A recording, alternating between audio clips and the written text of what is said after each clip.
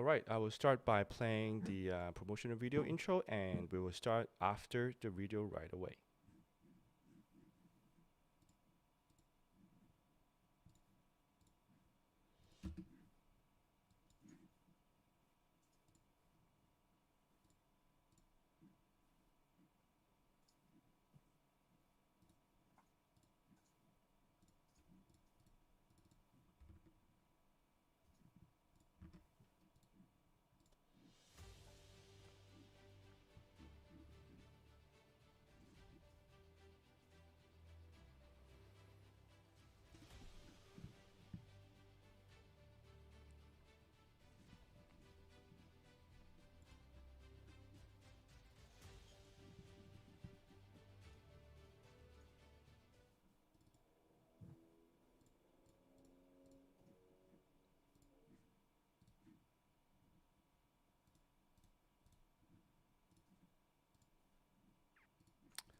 All right, good afternoon, everyone. Welcome to A.C.E.'s Richmond Hill Mayor by-election media candidates event.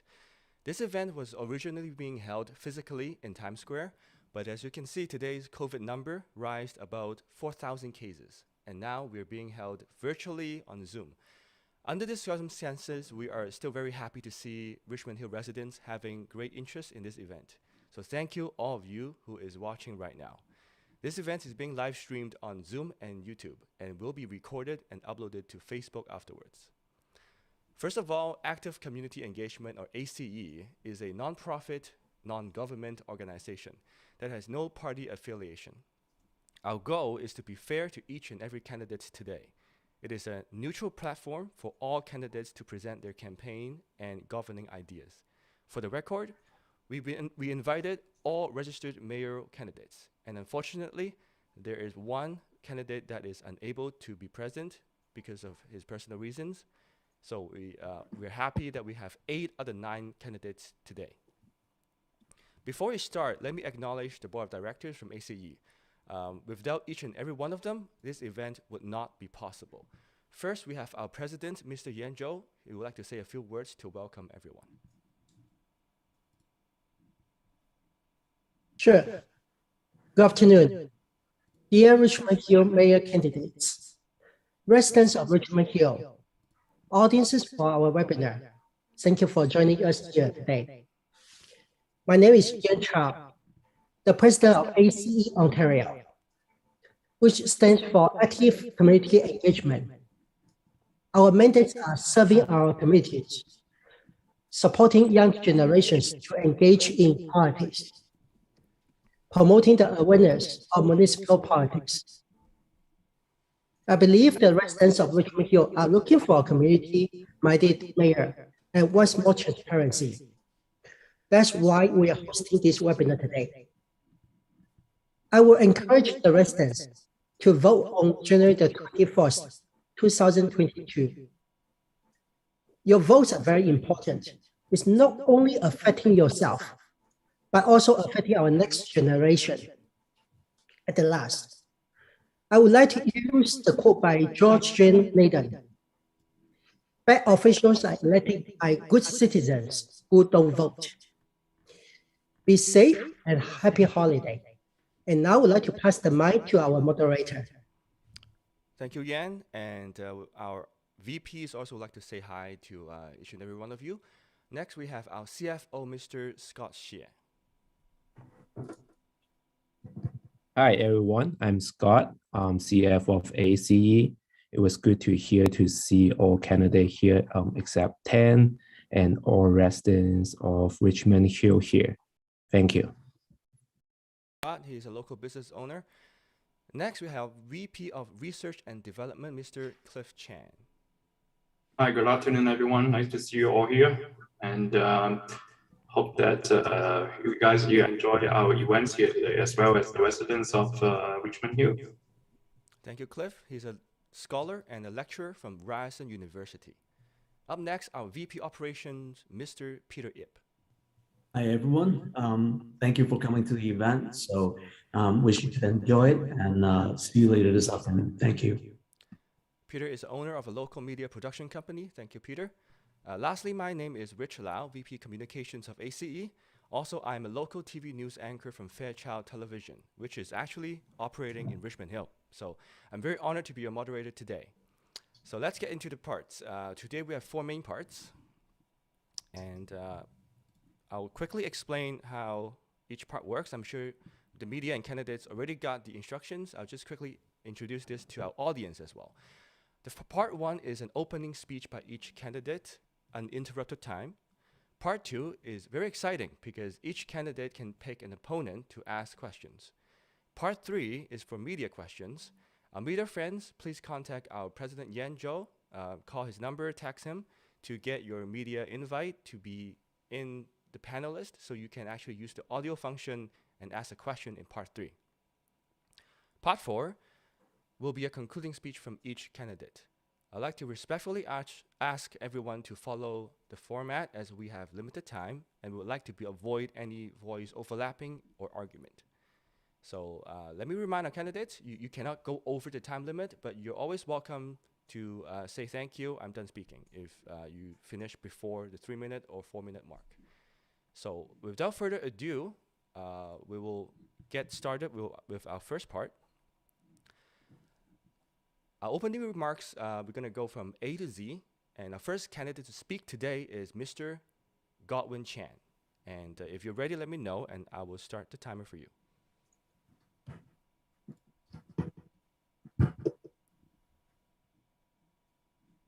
Godwin, you are mute.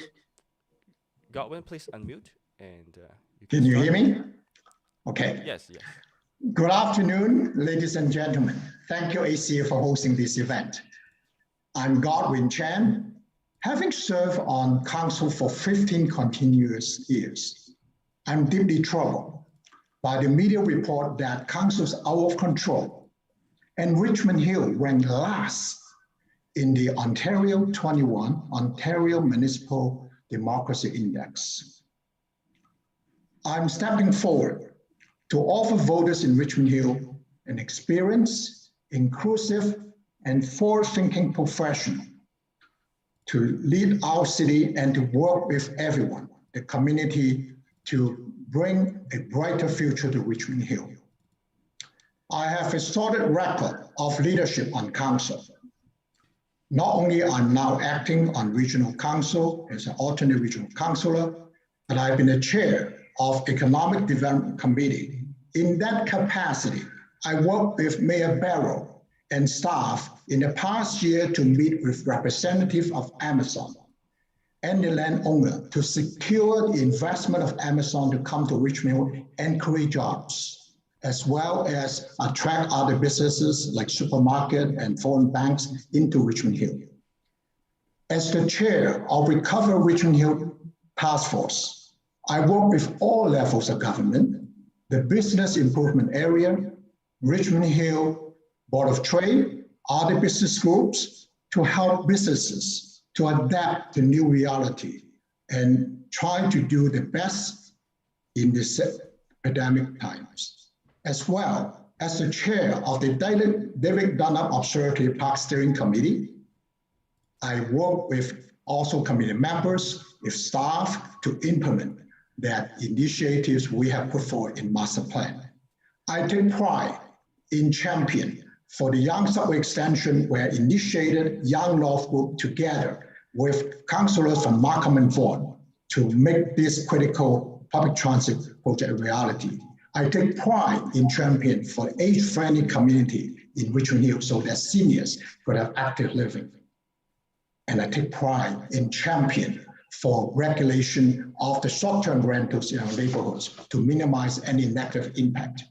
I will talk about my 5-point action plan in closing, but I present to you again a person who's well qualified, where I use my own time because I'm passionate in public administration. I earned a degree, master's degree in public administration from Harvard University. I look forward to applying my deeper knowledge into working with everyone to make Richmond Hill a great place to live, work, and raise a family. Thank you. Thank you very much, Godwin. That was right on time, 3 minutes. Thank you. Up next, we have Mr. Joe DePaula. Welcome, Joe, and I'll start the timer when you start speaking.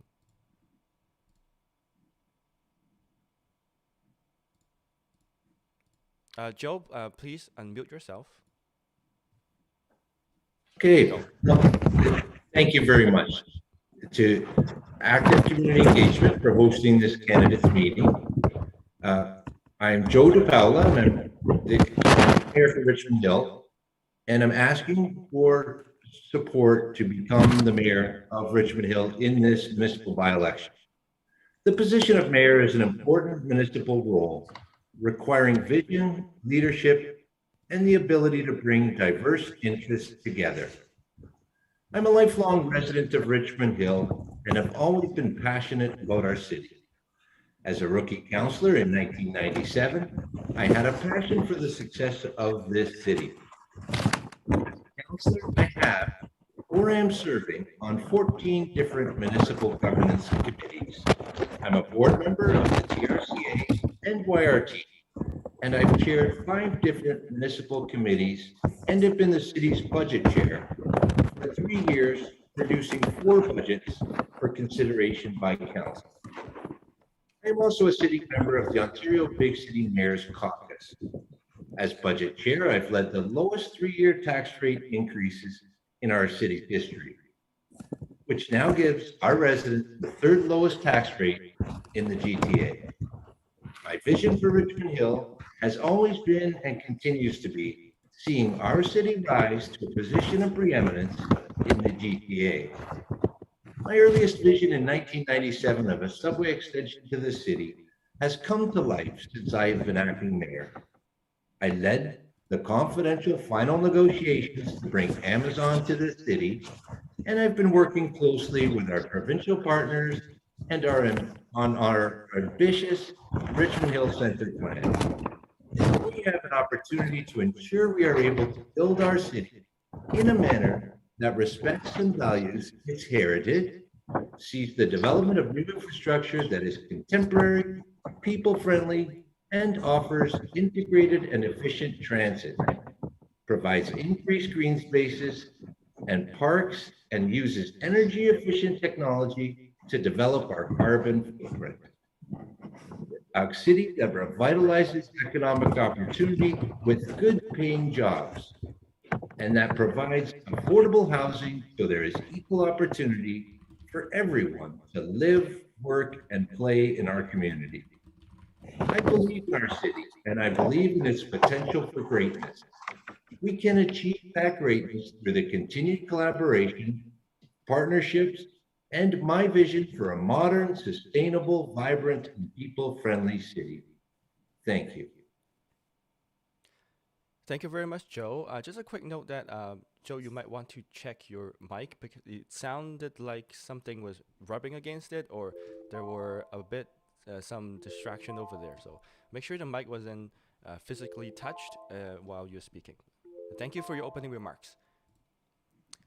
And up next, we have Miss Susan Corman for your opening remarks. I'll ask you to unmute right now. Thank you. Susan, please unmute your microphone before speaking. Thank you. It's your bottom left corner. Thank you very much. All right. Can you hear me now? Yes, please begin. Oh, good. Let's just get myself in order here. Thank you. Thank you, Active Community Engagement, for organizing this event. And thank you, residents of Richmond Hill, for Zooming with us today.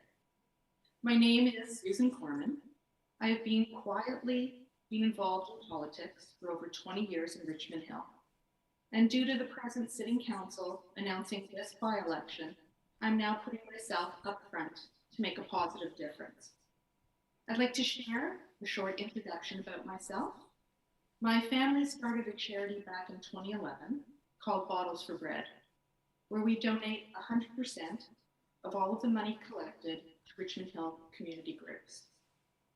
Every year we pick one organization and try to help those most in need. Other charities that I'm involved with include Fill a Purse for a Sister campaign, which provides toiletries and essential household items for women and children in crisis. Plus, my involvement with mental health issues and affordable housing in Richmond Hill, which was supported by my small business through donations and charity work with events such as Home on the Hill and the Richmond Hill Lawn Bowling Club's fundraising events. In addition, my small business donates to animal rescue groups such as Dogtails Rescue and Sanctuary, where we provide blankets, bowls for food and water, pet toys, harnesses, leashes, and collars, which is a great comfort for those who cannot care for their beloved fur babies. The main message of my campaign is I am all about honesty, integrity, and transparency. By that, I mean I will be a real leader for the city of Richmond Hill, everyone working together to move Richmond Hill forward. A city council working for all of us, something I feel Richmond Hill does not have at the present. One goal, one purpose, working as one team. Thank you.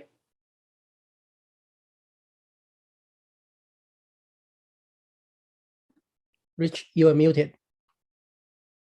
Rich, please unmute yourself. Thank you, Susan. And up next, we will have Mr. Carmine Pirelli for your opening remarks. Thank you. Hello. I want to thank everyone for coming out today and for giving me the opportunity to share my vision for Richmond Hill. The majority of tax dollars collected by the city of Richmond Hill are spent by the region of York. The new mayor of Richmond Hill will have to work with strong leaders like Mayor Scarpitti of Markham and Mayor Bevilacqua of Vaughan. Strong leaders who do not hesitate to advocate for their community. Richmond Hill will need a strong mayor to ensure that we get our fair share of resources from the region, resources that will go elsewhere without effective Richmond Hill leadership. I have always fought for taxpayers by voting to lower taxes and to eliminate government waste. While serving on Richmond Hill Council, I have consistently provided an impassioned voice for fiscal restraint and social responsibility. Richmond Hill residents have my commitment that as long as I am on council, their tax dollars will be respected while we continue to increase frontline services. As the mayor, I will cut the red tape when dealing with City Hall. I will strengthen our property standards enforcement to deal with neighbors who neglect their properties so that all residents can enjoy a better standard of life. I will increase the number of recreational facilities for sports like soccer, hockey, tennis, outdoor rinks, and yes, pickleball. I will work with our provincial partners to create a walkable trail through Richmond Hill. I will increase our parkland acquisition fund and use it to purchase lands in Richmond Hill in order to protect them from development and permanently preserve them as parklands for future generations. I will make it easier for job creators like Amazon to locate in Richmond Hill. I will work with the Indigenous Action Committee to create an Indigenous Welcome Center in Richmond Hill. I'll work closely with York Regional Police Chief to ensure that Richmond Hill gets its fair share of resources to make certain that we stay on top of safety concerns and prevent small issues from escalating into bigger problems. I will work equally closely with our new fire chief to ensure a smooth hiring process for our 16 new firefighters and the implementation of the fire safety master plan. I will tackle congestion with traffic mitigating measures such as traffic signal coordination, and I will work closely with Richmond Hill residents and my council colleagues to make Richmond Hill the best city in the York region. I believe that this election is about choosing a strong leader to lead Richmond Hill into the future. On January 18th to January 24th, I am asking for your vote so that I can provide the strong leadership necessary to secure our gain and to build an even better Richmond Hill of tomorrow. I'm available to answer any questions you may have. Thank you, Mr. Pirelli. Thank you for your opening remarks. And up next, we have Rona Wang. Let us welcome Rona. I will start your timer when you start speaking. Thank you. Thank you. Good afternoon, everyone. Thanks for arranging this opportunity to present myself as candidates for Richmond Hill Mayor by-election. My name is Rona Wang. 7 years ago, I moved to Richmond Hill and I've settled my family, including my husband and my 2 children. We enjoy living in this beautiful city and have Richmond Hill as our home.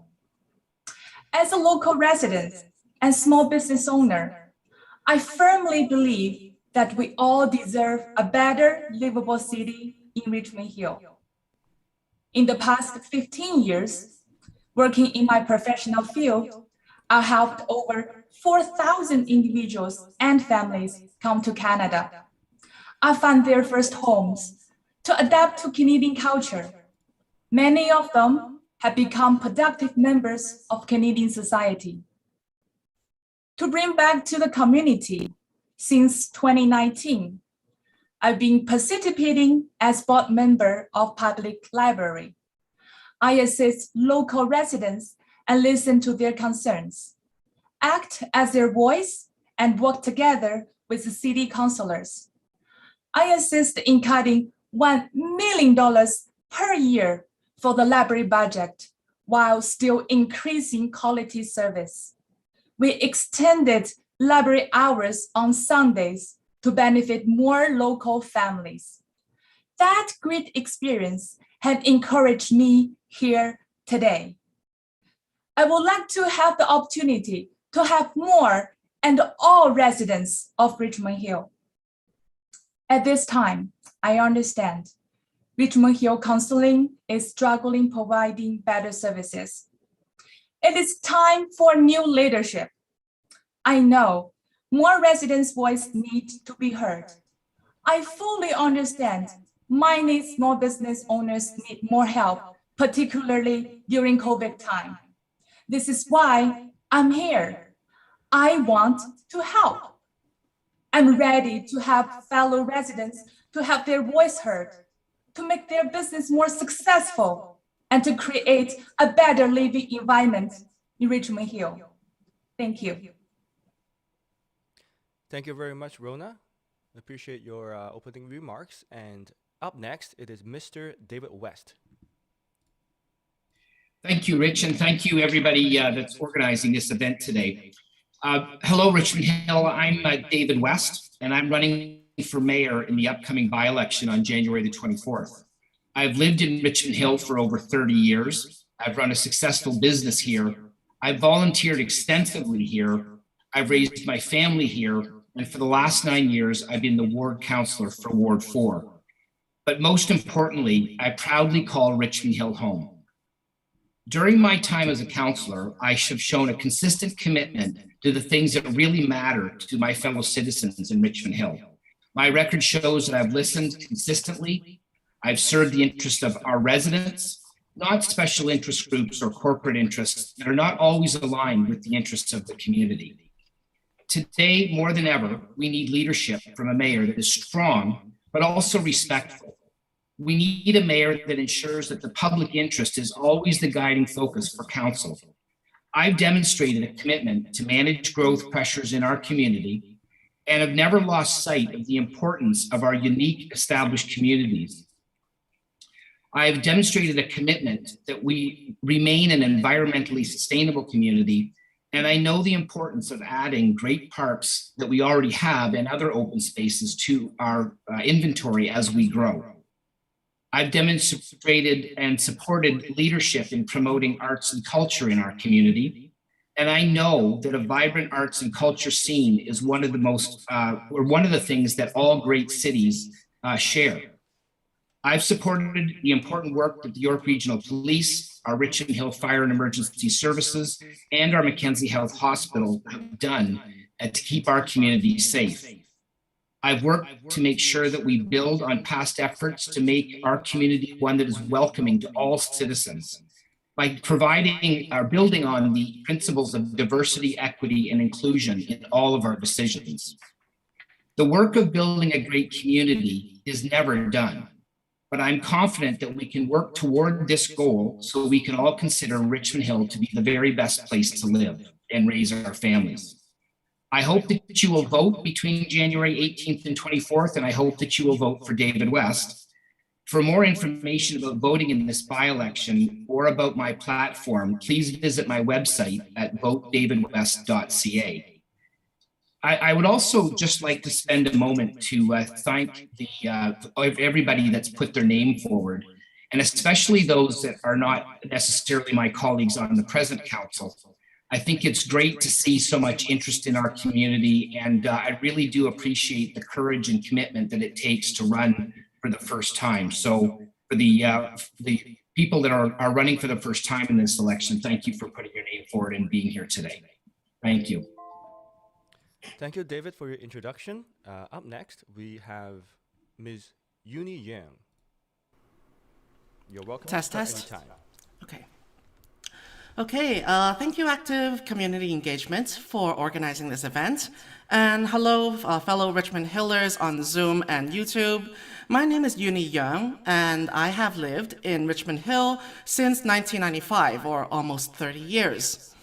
Over the past decade, even though our city has seen a number of high-rise buildings growing up everywhere, especially on Yonge Street, we haven't seen an improvement in the livelihood of the local community over the years. In the wake of the recent coronavirus pandemic, I think now is the critical time to rethink our previous approach of putting land development first. I'm an early millennial who studied and taught culture and history in academia as well as in the community. And I currently live with my parents and work from home. Like so many others, I want to make a living and support my family by working in a job, but I'm faced with a precarious underemployment or that just the job is very far away from Richmond Hill.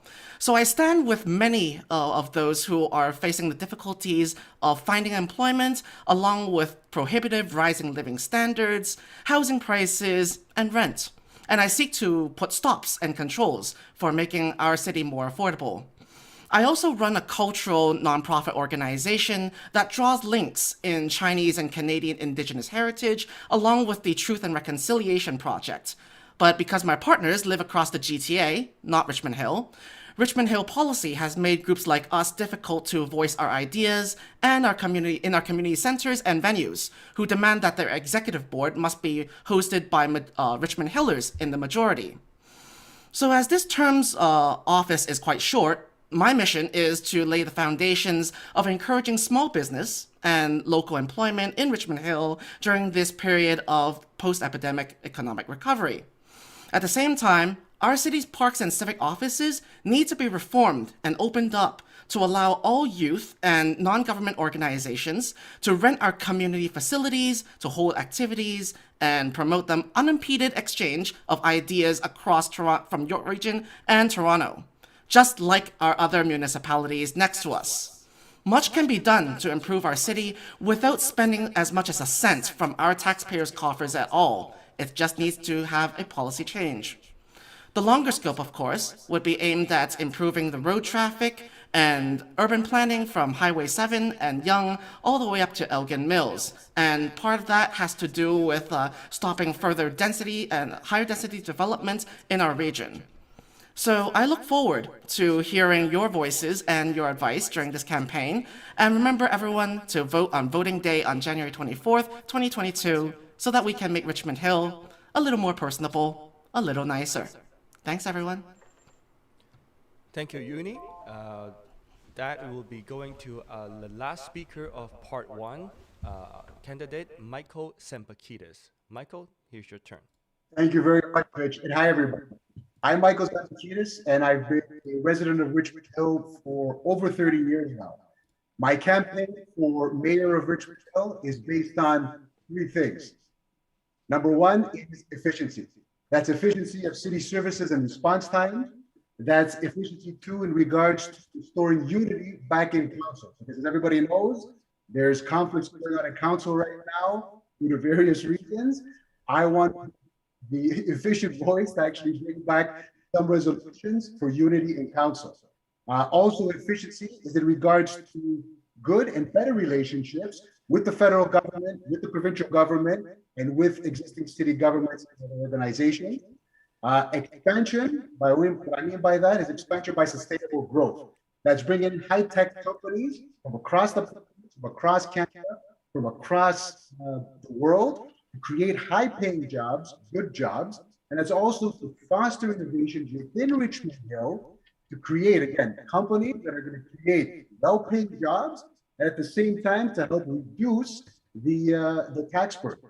And number three, which is the most important, is equity. Richmond Hill, from the last count, was one of the, I think, the second most diverse communities and cities within all of Canada, yet ranked 32nd on the democracy index for Ontario.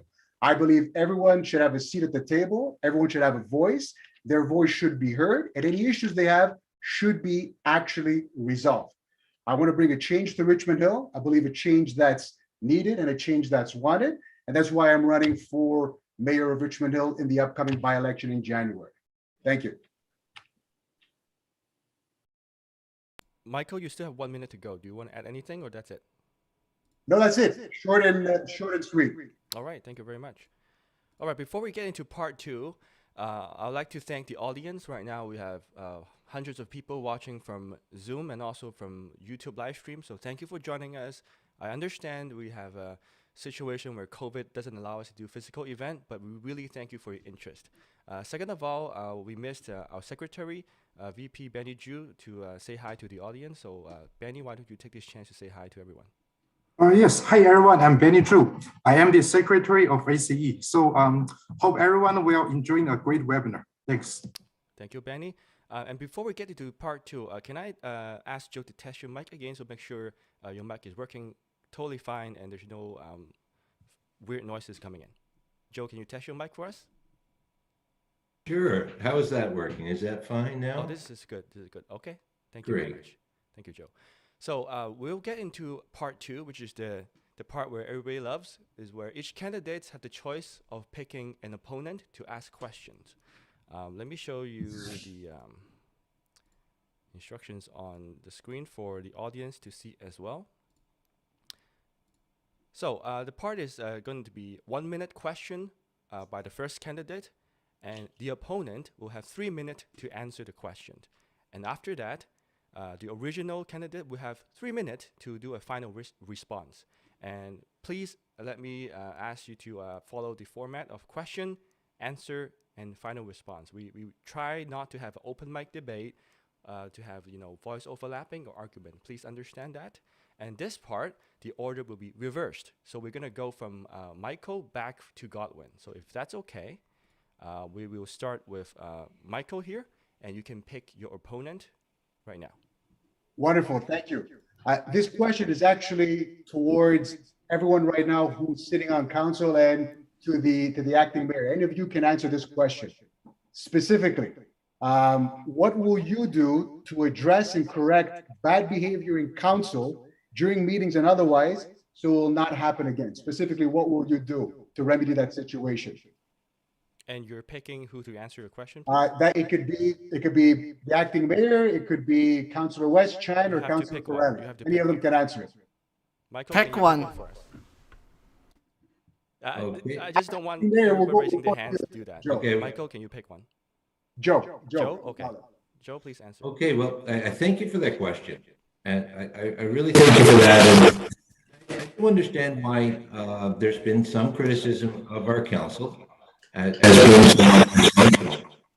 think it's very important that everyone understand that we have proceeded with an aggressive agenda, and we have succeeded in passing many resolutions. This term of council has been extremely productive. We've been awarded for our achievements from several outside bodies. We've got a lot of things done. Our staff has done an excellent job in preparing reports, bringing them forward, keeping us well informed. And And 90 to 95% of what comes to council is ratified on consent. We'll have anywhere from 15 to 20 items that come forward, and we end up discussing one or two, sometimes three or four, but it's very rare that the eight of us disagree on the agenda that we're forwarding at council. But in terms of why we're being described as dysfunctional is because Robert's Rules of Order and our governing procedure allows for councillors to speak. There's nothing that I could do as chair to limit the time that elected officials have to say their piece. So certain councillors have chosen to use their time to the maximum to stall the agenda. They've chosen to criticize our staff. They've chosen to make comments that are disparaging of other councillors, and this type of thing has happened. But as the chair, all I can do is point it out. I can rule on the behavior, and if it's out of line with what's required, then I can ask the member to refrain from those comments. But if members of council continue to have outbursts out of turn, there's nothing we can do. But that's the only knock against Richmond Hill Council. We're not ranked last in any metric. We are in the top 3 to 5 in every way that our city is judged and defined.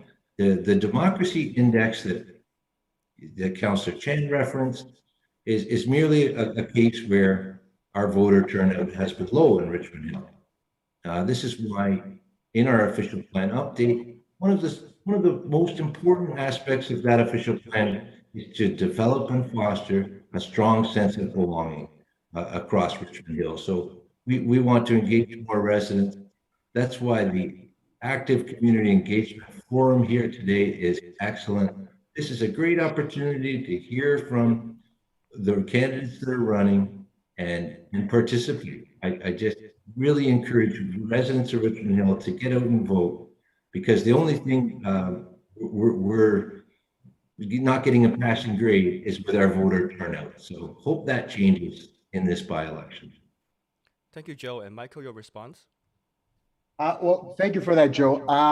The one thing I wanted to ask, though, too, I mean, I understand what the results are, but in terms of any reprimands for people walking out for, I don't know, bad behavior in terms of accusations, like what specifically can be done? What else can be done?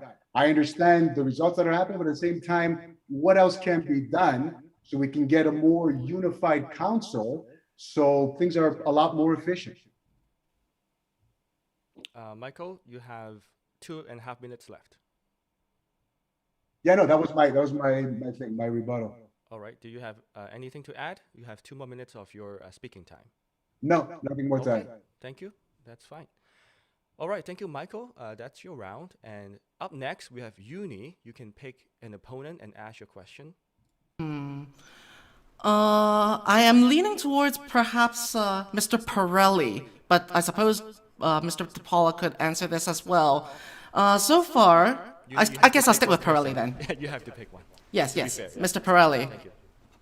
So many of the councillors and current running candidates have promised many different things, and often they are high budget and high profile.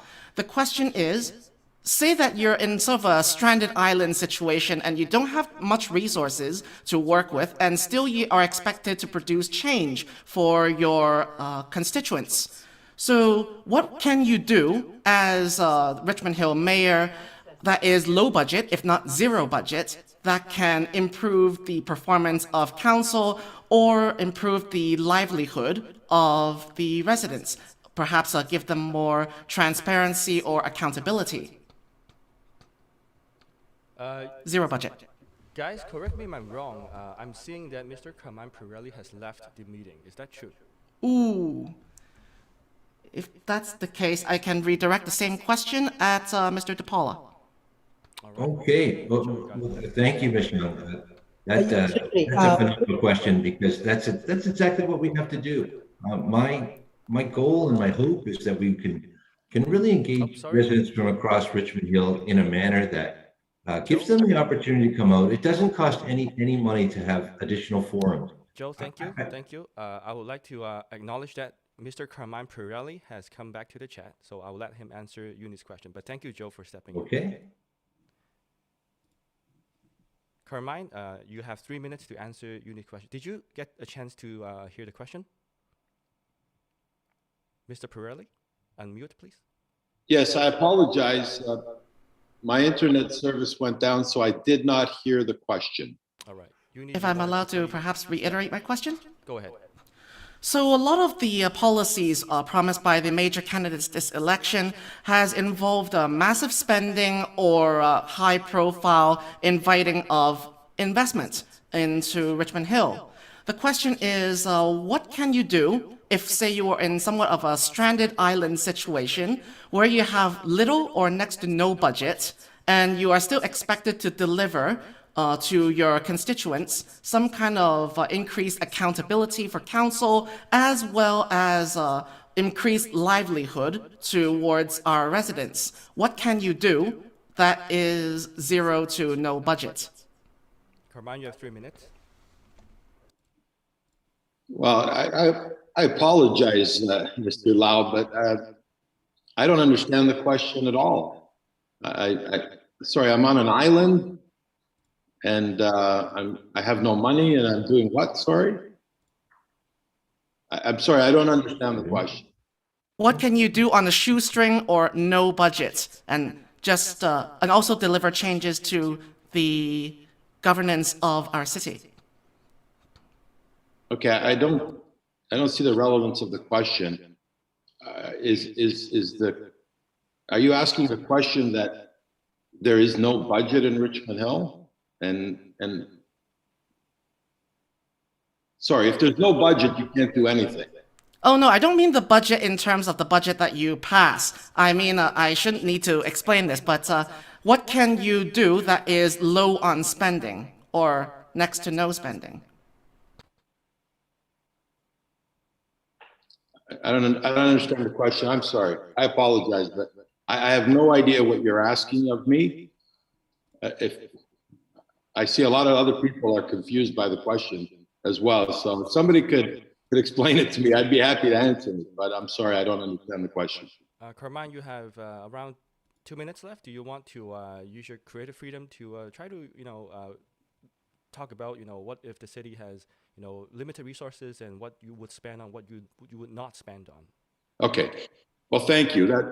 I'm happy to elaborate. There's so much to speak about when it comes to, what are we going to do with the resources that we have in Richmond Hill? The truth of the matter is that I feel that the next leader of Richmond Hill has to be very cognizant of being respectful to the Richmond Hill taxpayer. The Richmond Hill taxpayer works very hard, especially through these pandemic times. And every dollar we spend should be very well calculated. As alluded to by Ms. Rona Wang earlier, that we as a library board found savings of $1 million at the library, and that's going to be going on forever. These are the types of things that need to be encouraged. Our budgets, we brought in 0% tax increases the last two budgets. The one before that was 0.7%. Those of you that were active in Richmond Hill politics in the past are aware that for 12 years or more, we had double the rate of inflation tax increases. Very wasteful. Any organization that is going to spend taxpayers' money needs to work within inflationary pressures. Thank you. So I get 3 minutes on your mark. Thank you. So thank you, Mr. Pirelli, for your answer. Although I find that answer somewhat lacking or slightly falling short of my satisfaction. As I said, I'm the founder of a very small NPO, and we often work with zero or shoestring budgets, and often have to work in collaboration with free initiatives that are available from provincial or even federal grants. And the problem is I don't see much of this happening in Richmond Hill. And not only that, as I mentioned in my opening remarks, my group can't even book a community center room in Richmond Hill because we have 3 co-founders, 2 of which are not Richmond Hill residents. And by the bylaw, we can't even book a room. It has to be all 3 of us, or as Richmond Hillers, or we just can't book a room. So I think that these policy changes are something that we can simply switch, or nothing a council session wouldn't fix, in amending such bylaws or procedures. And I fail to see what kind of things, what else we couldn't do on little or no budget as well. So things like, for example, the real estate signage law that's being recently revised in Richmond Hill. If we want to deliver more accountability to people who want to see who is selling the house and who to contact in case there was something, I definitely think that these policies are small things that we can gain some kind of consensus and don't cost much to the average taxpayer. So these things, small things, can make our lives as Richmond Hill residents better, and it takes a certain special eye who is used to seeing low budget ways of dealing with things to solve these kind of problems, and instead of throwing massive lumps of money to attract more investments, which in the end ultimately costs us much more if things fall through. And sometimes those costs might not even be financial or monetary. They could be environmental, for example. So this is certainly something of great concern, and I have seen rather few candidates who are on a similar position as I am, which is concerning to me as well. So yes, I definitely see that we need more representation on more creative ideas, perhaps, towards, for example, youth candidates as well, who are willing to speak up with their ideas. So maybe another thing we could think about is opening up a digital forum for people to participate in political affairs, a discussion platform. Hope that helps.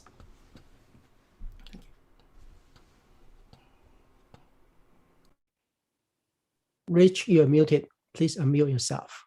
Thank you, Junie. Up next, we have Mr. David West. Can we get Mr. West to pick an opponent and ask the question?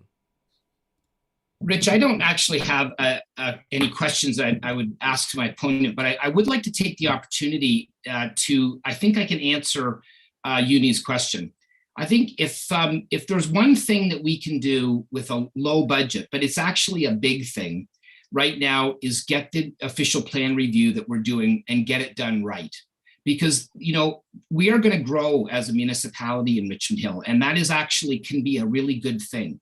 But we've got to get that growth right. And we are actively involved right now, engaging the community, and we're getting really good feedback from the community.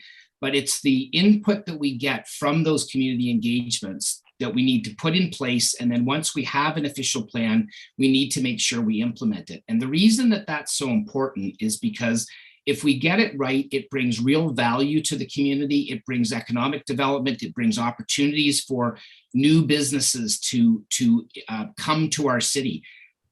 There is some budget to that, I will admit it. I mean, the consultation process does cost some money, but it is a very important thing that we're doing right now that I think, I mean, there's millions of little things that we could do that cost very little. I agree with you.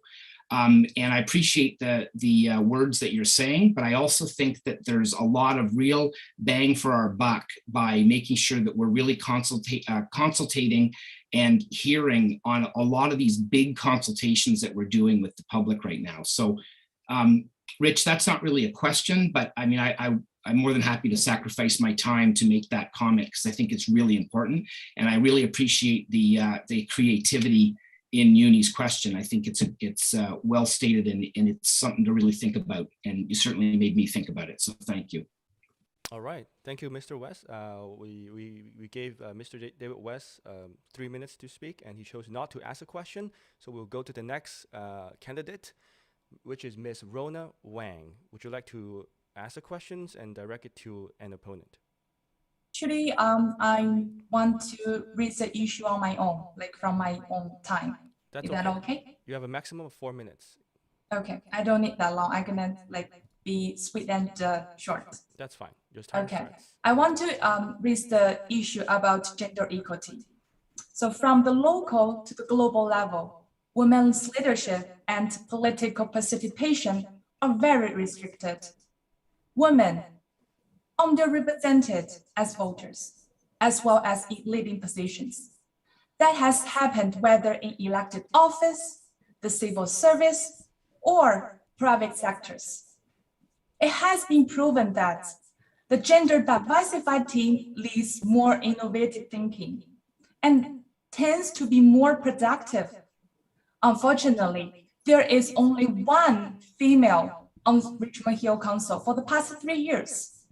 This means many women's strengths have not been fully utilized. I would like to advocate for gender equality. I'm empowering women and girls. I want to be the role model for our young generation. Let's show them that men and women can be equal in politics. Thank you.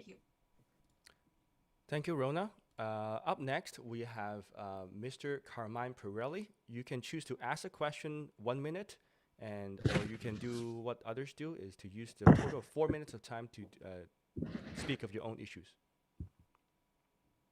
Thank you, Mr. Lau. I guess if I were to ask a question, it would have to be of all the candidates, because I would really like their opinion on a very special issue. So I'll speak about the issue because I think it's very important. In 2012, we had a piece of land called the David Dunlap Observatory, located on Bayview and 16th area approximately. And it consisted of a 189-acre parcel of land. The land was owned by the University of Toronto, and it houses the administration building, a farmhouse, and of course, the famous observatory itself that was used to, and I don't understand it completely, but it was used to identify or speak about a black hole. I guess I don't know enough about astronomy to explain that. But what happened was the University of Toronto sold that land, and a developer bought it. And the developer came forward with an application that they were going to put single-family homes on that property. And it was a beautiful plan, it really was. But as I often do, I consult with the residents of Richmond Hill, the people that I represent. I moved to Richmond Hill in 1978 when my father and I built the family home on Garden Avenue. Been here a long time. I've seen a lot of changes. Well, I saw this parcel of land, 189 acres, and I said to myself, wouldn't it be wonderful if we could preserve and save that land forever and turn it into a park, a central park, like that in Manhattan? And I discussed it with my council colleagues, but I went a little further. I spoke with the late Alfredo de Gasperis, a true gentleman, a true philanthropist. And I said to Alfredo, Alfredo, I think it's important. I've consulted with the residents of Richmond Hill, and an overwhelming majority do not want to see that land developed at all. And speaking realistically, we know that we couldn't expect him to give us that land for free. So I presented an application, a plan to members of council to purchase that land. I was going to purchase that land for the city of Richmond Hill using funds that we currently have that are still in the fund after how many years now? 8, 9 years? Can I respectfully ask you to wrap up your question and directly to another candidate, please? Thank you. Yeah, there are no questions. I was just using the time to speak about the issue. How much time do I have left? I was guessing that was your question part. I didn't Oh, no, no. I thought I was clear. That's okay. You can keep going. We have around 2 minutes left. Okay, thank you. So, unfortunately, I did not have the support of council back in 2012 to save that land. When the application came forward, some of my council colleagues that were on council at the time will recall that the vote was 8-1. I supported the area being developed because we couldn't buy it. There was no appetite for that. And had that application been approved, it would have had single-family homes in the area. All the homes would have a little dome on top of them. The application was spectacular. Well, unfortunately, the application was turned down. And today, with a settlement through the OMB, that area now is a mixture of townhouses, semis, and some singles. And sadly, it's just a concrete jungle right now. I don't want to lose another opportunity. And that is the focus of what I'm talking about now. Most recently, an applicant came forward. There's a beautiful parcel of land on the southeast corner of Yonge and Bloomington.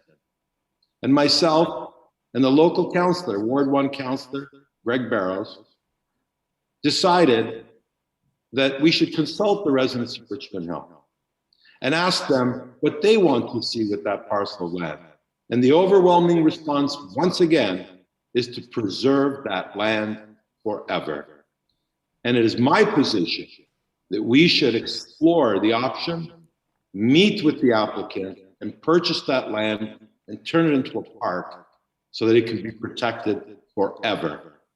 And if I were to ask the question of all the candidates here, it would be, do you support my vision to turn the Bay Lands at Yonge and Bloomington into a park forever?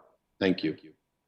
Thank you, Carmine. Would you like to direct it to an opponent to let them speak of the issue you just raised, or you don't want anybody to respond to that? I want to follow the rules.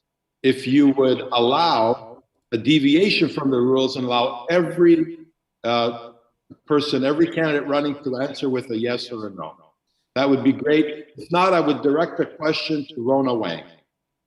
I would prefer, because of time limit, I would prefer to just direct to one opponent. So Rona, can you have three minutes of time to answer Carmine's question. Well, in my opinion, our country, our city need to be developed. That's for sure, because the new immigrants coming to Canada, and we really need a better future. Well, I'm not quite sure, Carmel Pirelli, that how big the development gonna be, but I'll definitely I'll support the development, but I have the courage to see no to overdevelopment. But really, for me, not able to see yes or no at this moment, because I think we need more professional investigations onto that.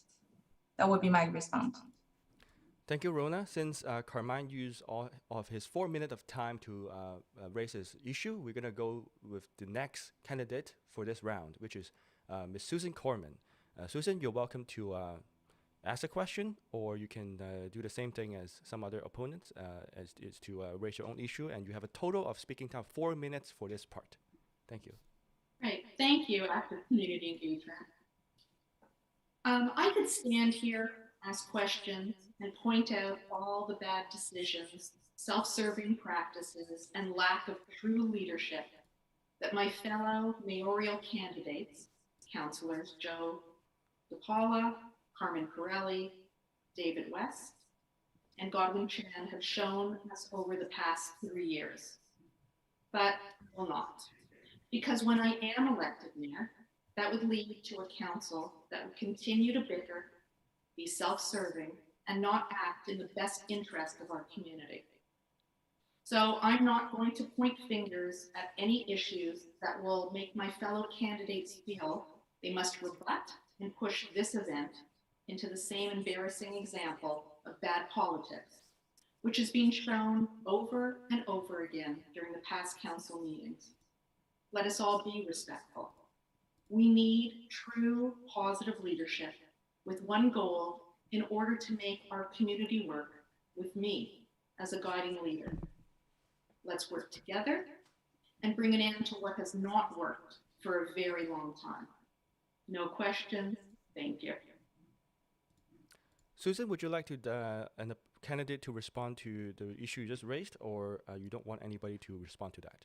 No response necessary. Their actions have spoken quite loudly in these past 3 years. All right. You still have time left for your part. Would you like to speak more? You have We'll about just 3 move minutes on. left. We'll move on. Thank you. Thank you, Susan. Up next, we have Mr. Joe DePaula. Would you like to ask a question or raise your own issues to talk about? Okay, thank you. And in the spirit of exactly what Ms. Gorman said, I don't think it's helpful for us to engage each other in questions. I think so far this format has worked really well. For me, it's extremely important that there's a collaborative go forward basis and approach to everything we do. And I would also like to take the 4 minutes, rather than putting one of my opponents on the spot.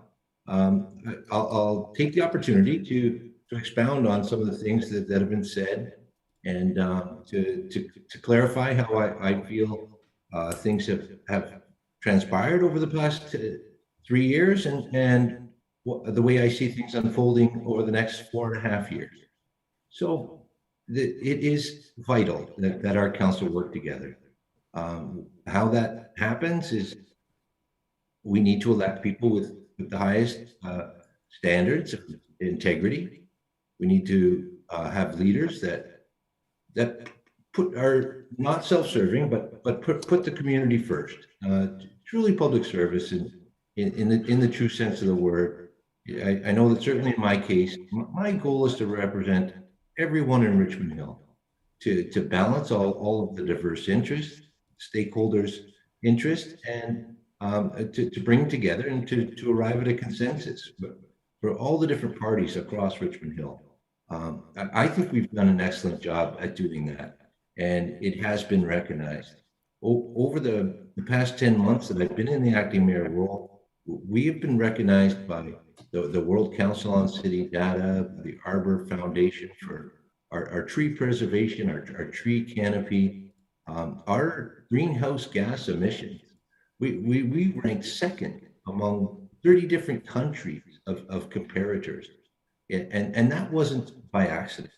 It was by design. Our energy and emissions plan insisted that buildings that are built in Richmond Hill, and this has happened since 2014, and we now have an environmental scorecard on every application that comes before the city, and we put every applicant to a rigorous test. If you're adding anything to Richmond Hill, it has to be as energy efficient as possible. So we've had astounding success, but there's still so much more we can do. Working together as a council, our Greening the Hill strategy, our 4 key directions in our official plan update, our sense of belonging, of getting people moving around the city efficiently, but creating walkable and pedestrian-friendly, complete communities where people are able to live, work, and play in the same area. The complete community design that we've worked on our official plan has been very successful in determining the places where we're going to have jobs right where people live, instead of the notion over the last 30 or 40 years of Richmond Hill being a commuter town, where people go into Toronto or Mississauga or elsewhere to work. We're going to bring those jobs right here to Richmond Hill with the addition of the Young North subway, I believe that we're going to have a fabulous corporate center with the potential for up to 40,000 jobs on our southern border along Highway 7, and that is going to greatly improve our city. Thank you. Thank you. Thank you, Joe. Joe, would you like an opponent to respond to the issue you just raised, or you just want to move on? No, thanks. As I said, rather steer away from any harmful conflict back and forth. All right. Thank you, Joe. And lastly, for part 2, we have Mr. Godwin Chan, and this is your turn. You can choose to direct your question to opponent or raise an issue that you would like to talk about. Thank you, Rich. I think that I sense that we all candidates have come to a sense that we want to really have this opportunity to share with viewers about our vision, our plan for the future. So I'm not going to ask any questions, but use this time to particularly indicate what my vision is for the city. We hear people talking about this dysfunctional council. To what extent? You have your own conclusion. As a future mayor, that I would like to introduce a pledge of one city, one team approach. I like to have individual members sitting together that we will have to discuss what are we here for. We are here not for individual accomplishments. We are here for the collective progress for the whole city. For me, I lived in Richmond for 30 years, almost 30 years, served on council for 15 years. I am sure my council colleagues duly elected by others, would have the same idea. We would have differences. That's what democracy is all about, for deliberation in the chamber. However, I think it's important we have to be respectful to each other while the chair, the mayor, is conducting the meeting, that efficiently and really getting value for our residents' tax dollars and not getting into back and forth on non-issue matters. Number 2, I've been hearing that talking about that more meaningful community engagement. With the opportunity as a mayor, I do not want to hear, we only have 5 minutes to go. No more 5 minutes on explaining or articulating what you think about planning application. I would like to introduce a planning and development committee to focus undivided attention on planning matters so that council members who sit on the committee and members of public have more time, more opportunity to interact, to really develop a workable solution for an application. As well, no more just sky's the limit. Development has been right place for the right reason, where the infrastructure, such as the Richmond Hill Center and Yonge and Highway 7, where the transit-oriented communities are going to come, and it's already talking about we have to do our part in terms of climate change and having walkable communities within 15 minutes from mass transit like a subway station is the place to go.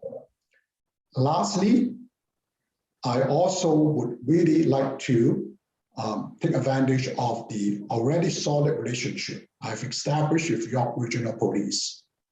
Beginning from when I served on the Police Services Board as a board member 25 years ago. I will set up a system, if elected as mayor, with not only the chief of police, but the superintendent in charge of the safety in Richmond Hill to ensure there are actually visible patrols, there are actually tangible plans to how to keep our resident visitors safe in Richmond Hill. I will continue to facilitate community with the neighborhood watch and the road watch. And on that note, I want to thank again A.C.E. for giving this time for members of candidate to offer the views. Thank you. Thank you very much, Mr. Godwin Chan. that concludes our part 2, where every candidate gets to get a chance to ask a question to other candidates or raise their own issues. And I hope everybody's happy with their own speaking time of total 4 minutes. And up next, we have going to part 3, and which is our media questions. May I ask President Yan, do we have any media have sent us any questions beforehand, or any media would like to speak right now as a panelist on Voice? There's no media asking question right now, so we maybe take questions from our residents.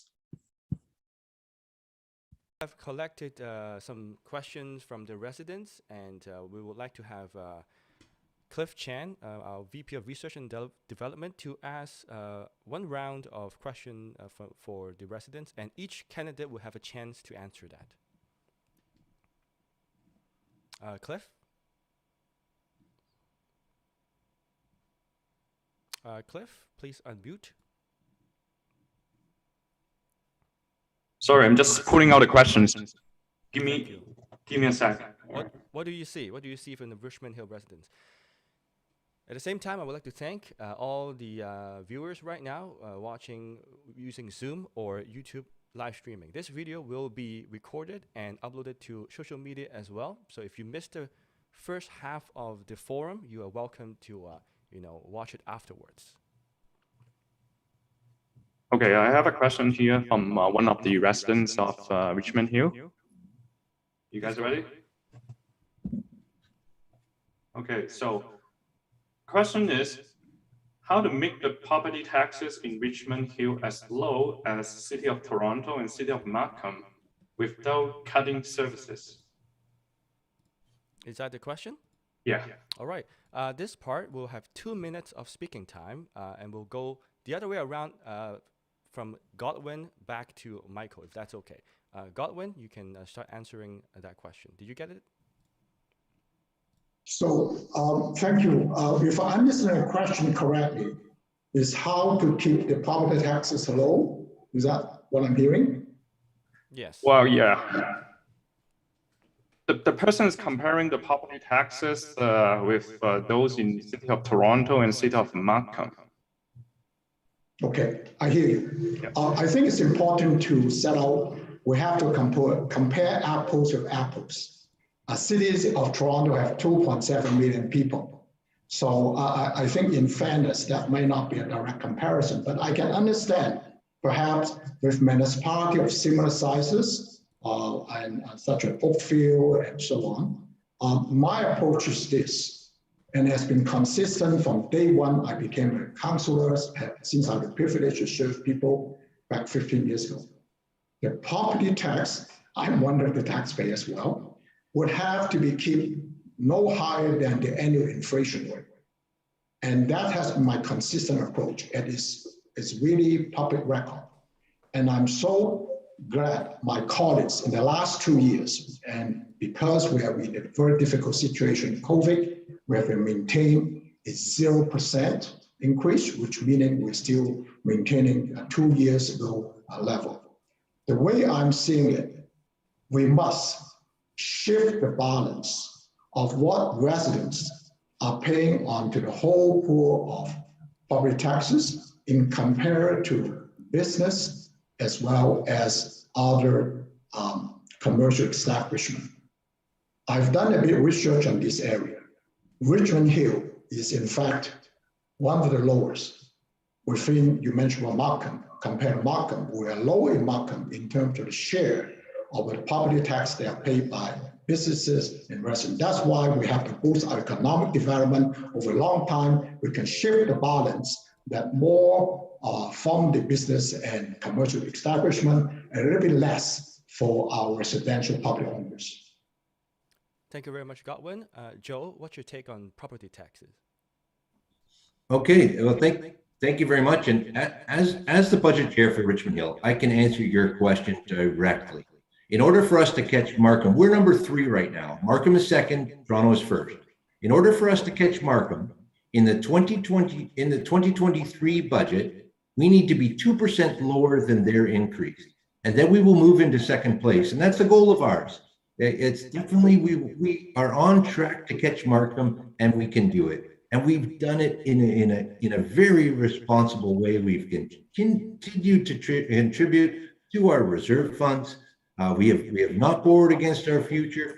We have no debt whatsoever in Richmond Hill, which is it's just astounding what we've been able to do. And I really have to thank our treasurer and our finance staff for the great work that they've done over this budget process.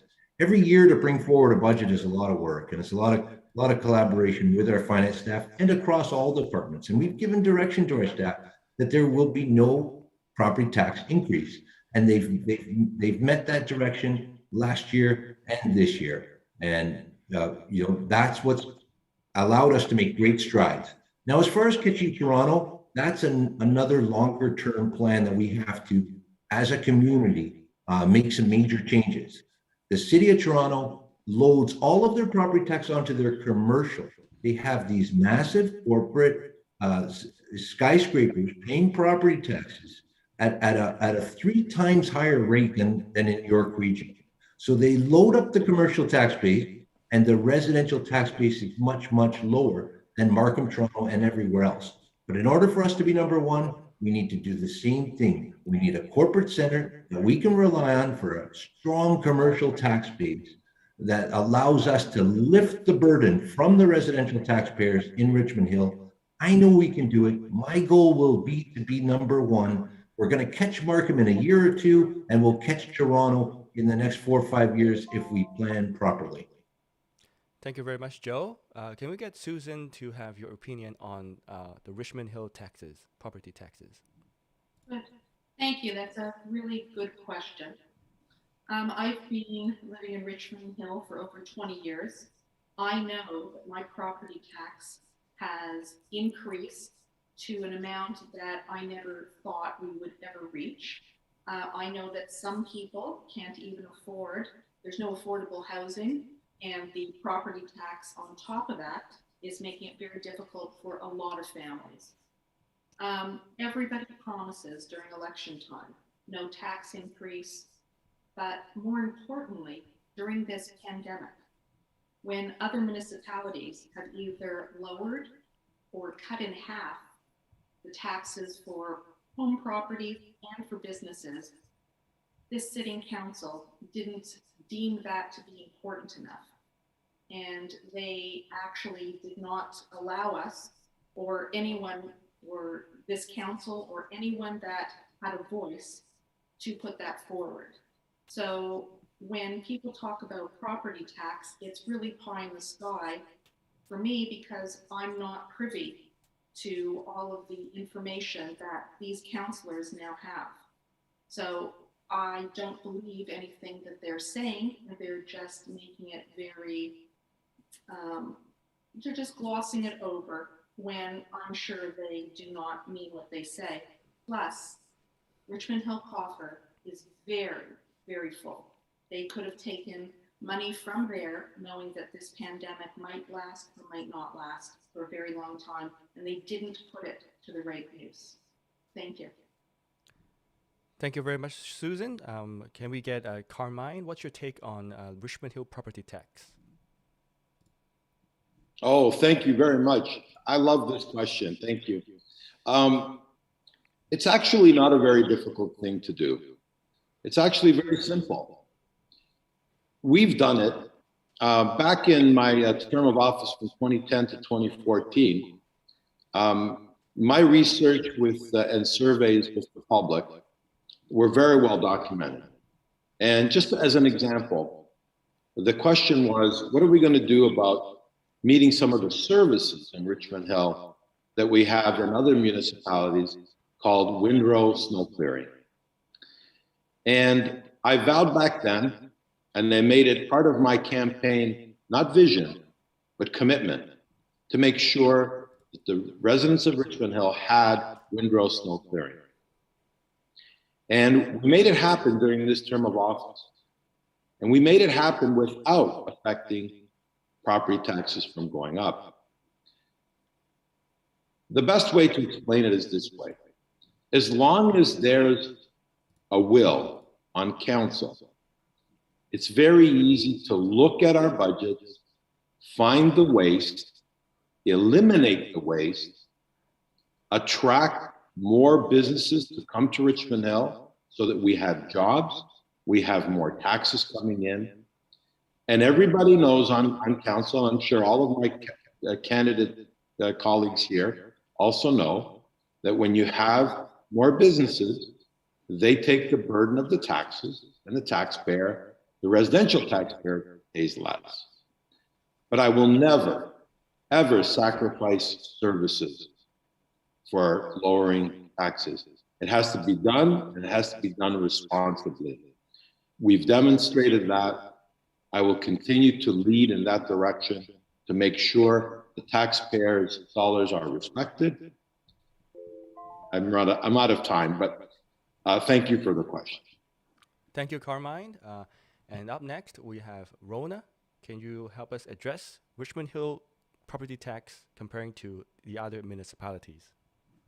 Well, this is a very good question that everybody is really ties to it, because everybody have to pay the taxes, like all of us. I think from my experience, from my past experience working as a board member from public library, I've learned how to balance the local families' needs and our government budget. This is a really technical thing. I cannot do by myself. I think with this great leadership, our Richmond Hill can do anything. Well, this is a very professional way to lower or cutting the budget. But I believe if we do together, yes, we can do it. Thank you, Rona. And David, can we get your take on this issue? Yeah, thank you, Rich. This is a good question, and it's an important one. I will say that in this term of council, we have done a good job in finding efficiencies, trimming the budget where the budget needed to be trimmed, and I'm sure that there's more work to do. But I will say that we've achieved a 0% budget increase in the last 2 years. But at the end of the day, I look at this in a slightly different perspective, that a 0% budget increase when you have inflation that's really high right now, it is a matter of time before we will have to find efficiencies that will erode some of the services that we offer. And that's the reality. It's like not investing necessarily in all the things that you need to upkeep your home. Eventually you're going to get a big bill at the end. And when the honeymoon is over, you're left with a bill. Now, I'm not saying that will happen. I think we're being as responsible as we can. And I think, frankly, during this pandemic, not raising taxes is an absolutely good thing to do. But I really worry about that. It was referenced, one of the things that we're doing lately, it was referenced about the snow windrow clearing. That didn't raise the taxes specifically, but you have to keep in mind that we were using or leveraging one of our reserve funds in order to fund that program, and we weaned ourselves off it over time. I think that was a responsible thing to do, but while we were having a very small tax increase, we were also dipping into, in some ways, a reserve fund. We did the same thing with firefighters in the last little while.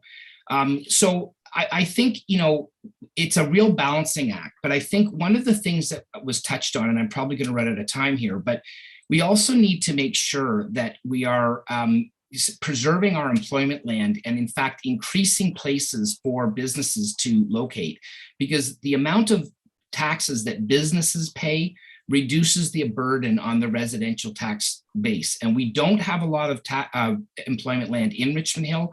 And, we have lost some of our employment land in the last little while. I didn't agree with that when that happened. But through an MZO, we have lost some land, and that will have an impact on our taxes eventually. So I'm sorry I've gone over. It's all about a matter of balance. It's a pretty complex question, but that's the shortest I can do. I'm sorry. Thank you very much, David. Up next, we have Uni. Would you like to address this topic, please? Since it's been gone through so many, I think I'll start by reiterating the original question. How do you lower taxes as much as possible? And I like to usually think of the problem from what's not spoken. And I think, why are people feeling so unengaged or feeling the lack of bang for their buck? And when Joe mentioned that we need to increase local hiring diversity and increasing local employment and mentioning corporate centers, I grew a little concerned because ever since this pandemic, and it's been changing the form of our economy, a lot of us have gone to work from home or start home businesses altogether. Hello, Amazon. And we are seeing a paradigm shift. I'm wondering if these corporate towers actually reflect the nature of business that we do. On the other hand, I know a lot of people want to start small startups, and often that involves starting in the garage or in their living room or in their kitchen. So I am more interested in seeing what kind of facilitation can Richmond Hill see to perhaps provide benefits to these kind of home startups. And I remember one of my neighbors telling me, oh, Richmond Hill has $16 million in their coffers. They can afford to spend some money. And I'm always very prudent when it comes to governmental spending, because any amount of money can be spent in a very quick amount of time. So what I'm interested in seeing is decreasing overhead as well as increasing efficiency or openness of our government facilities to deliver more effect to our residents, as I mentioned, with, say, community services, business developmental services, and just making existing stuff like our homes, like our garages, into dreams that happen. Thank you. Thank you, Uni. Michael, it's now your turn to talk about property tax. Thank you, Rich. I think the one area that a lot of people alluded to was to expand the commercial base in order to help reduce the tax burden. Now, that being said, we have to be very specific in what we want to do. There's a big retail sector in Richmond Hill. There's a huge real estate sector in Richmond Hill. But what we don't have is a high-tech sector. What we should be having in order to help reduce taxes and keep them as low as possible is high-tech. That's in the form of financial technology / fintech, artificial intelligence companies, machine learning companies. That's bringing in companies like that that can create well-paid jobs. That's also creating incubation centers and actually tech hubs within Richmond Hill, just like what Markham is doing and what Toronto is doing, and what a lot of other places are doing, where they create the high-tech companies, they foster innovation, and they actually help develop high-paid jobs for local and area residents. That's the number one thing we can do. We have to get very specific in terms of what type of commercial business we want to open to help lessen the burden on taxes. That's my answer to the question. Thank you very much, Michael. That would be the first round of questions from the residents. I think VP Operations Peter Ip would like to address the second round of resident questions. Is that true? Hello, Peter. That's correct.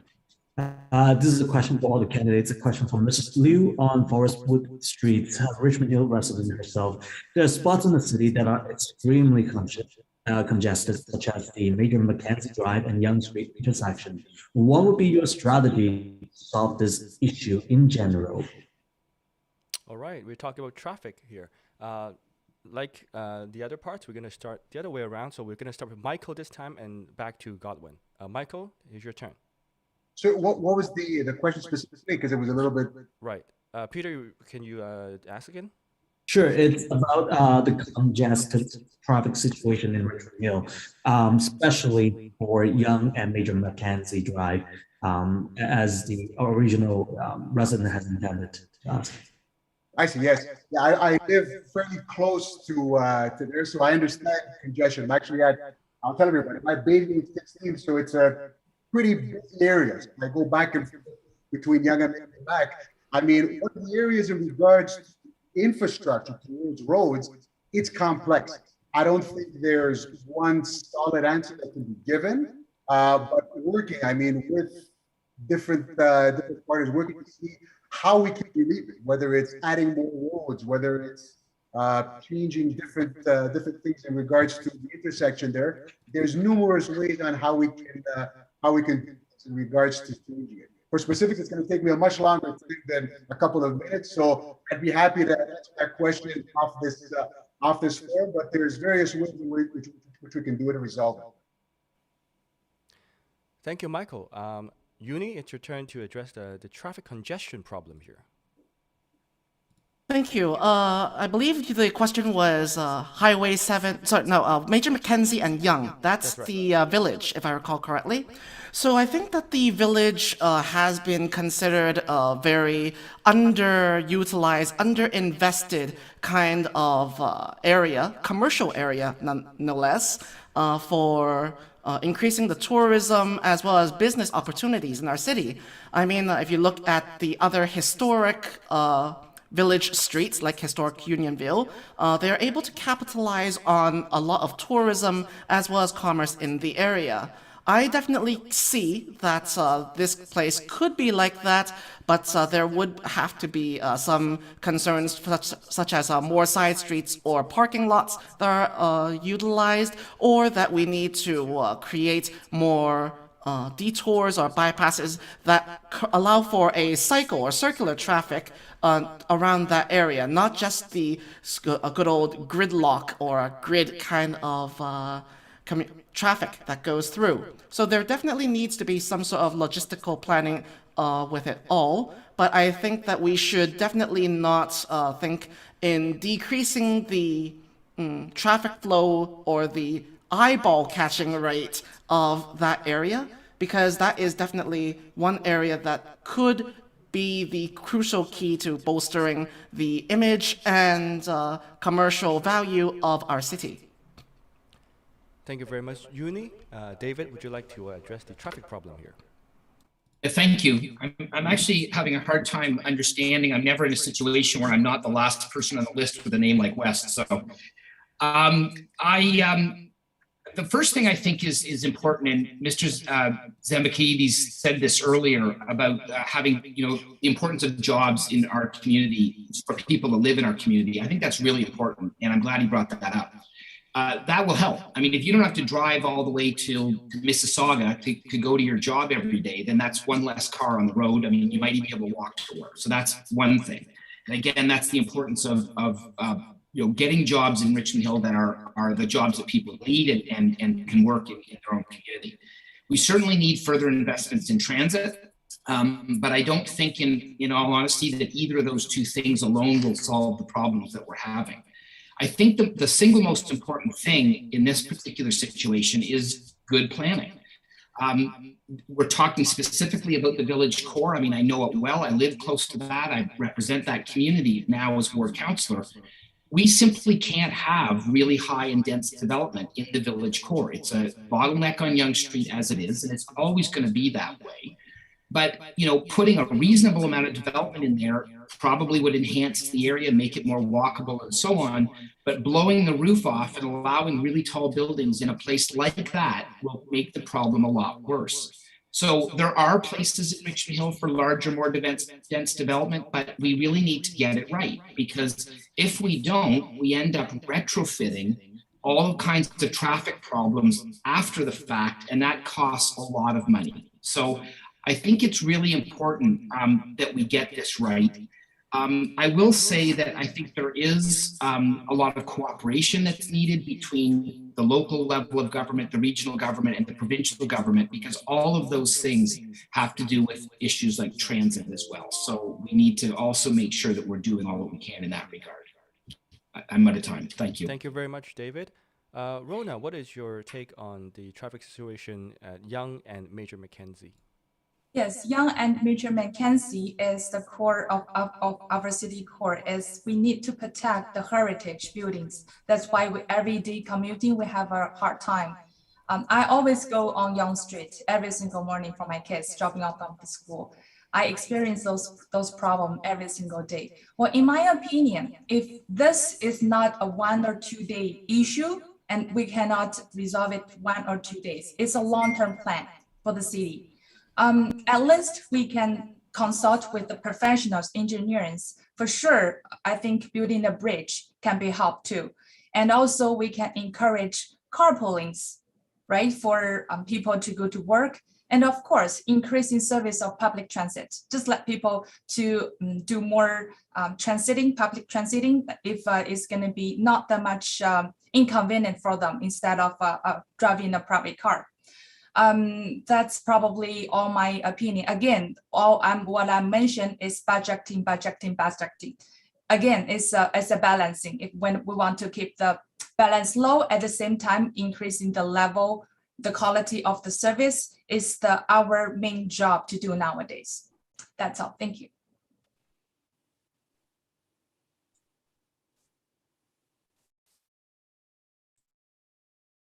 Oh, Carmine, this is your turn to talk about the traffic issue at Yonge and Major Mac. Thank you. It's interesting that the resident asked about this specific intersection. If we were to ask anyone in Richmond Hill how they feel about traffic congestion, wherever they live, they're going to say their area is very congested. You know, again, when I moved here in 1978, I could play hockey on Yonge Street and move the nets every once in a while when a car came by. That's not the case today. But let me be specific. There's a short-term solution, a mid-term solution, and a long-term solution, and we need to do all three. The reason the traffic is bad at that intersection is because that's one unique place. It's called the bottleneck. You'll notice that the bus lanes and the street widening all took place south of there and north of there, but not in the village core. The first thing we need to do is we need to have traffic mitigation by timing the lights along Yonge Street and Major Mackenzie. You ever feel frustrated when you're driving down the street and you hit one red light, then you hit another red light, and you hit another red light? And that's because we have not done what other cities have done, like Toronto, where we have gotten our engineers to make sure that the lights are timed so that you don't continuously hit red light after red light after red light. We have the technology, we need to implement that. More on that offline. The second thing we need to do is we got to reverse the bottleneck in the village core. It can be done. It will require some investment to widen the road. There's certain structures that can't be moved, others can be sacrificed in order to widen the road there so that there's a continuity from north to south, removing the bottleneck. And lastly, and most importantly, we've fought hard to get the subway to Yonge and Highway 7. We need to fight even harder now to get that subway to go all the way to the end of Richmond Hill and beyond to Newmarket. Thank you.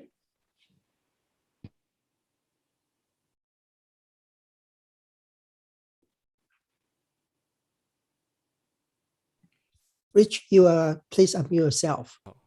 Susan, it is your turn to talk about the traffic issue. Great, thank you.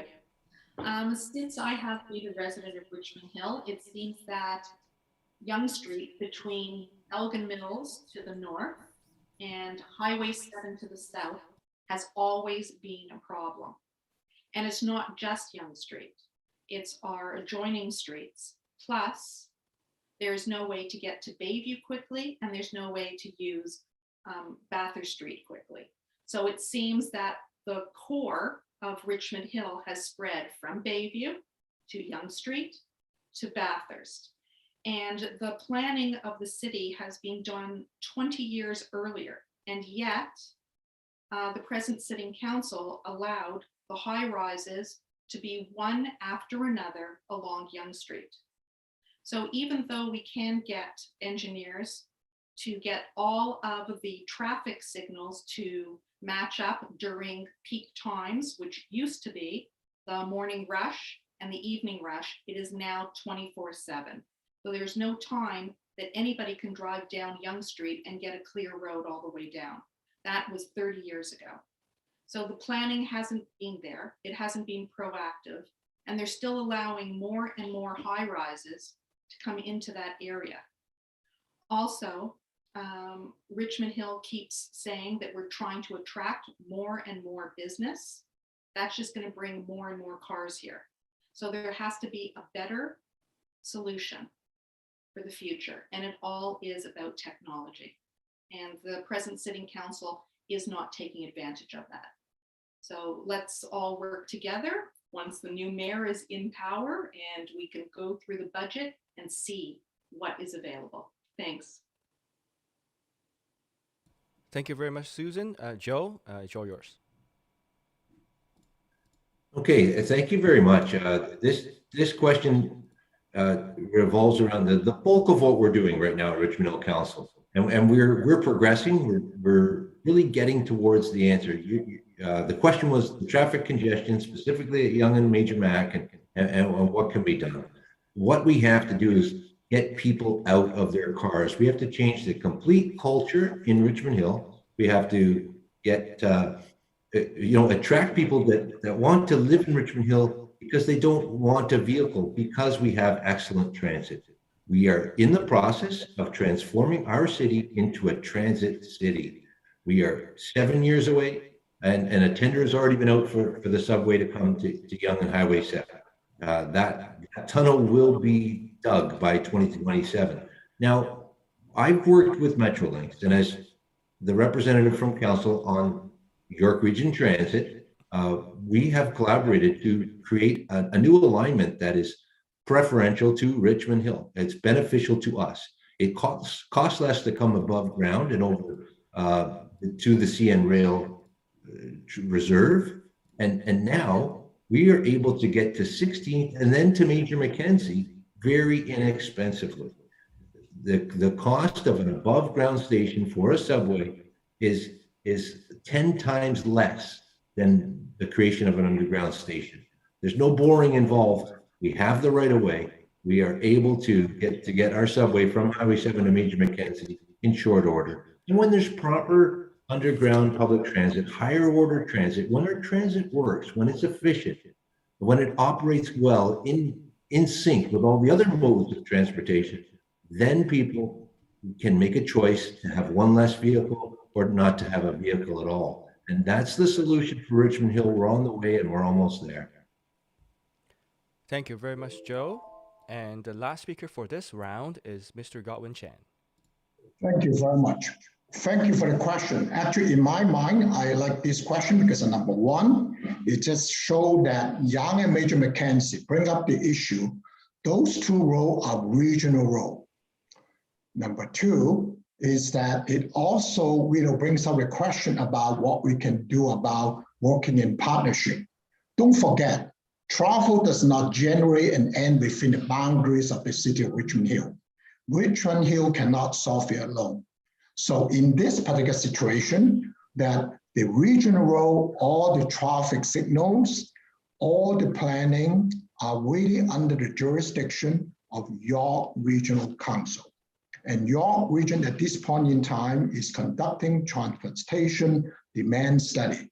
That could align with the city of Richmond Hill transportation demand study. So we can better coordinate about the traffic pattern in the city local road together with the regional road. So we have to think that this is what regional services where you and I pay 50% of our property taxes to.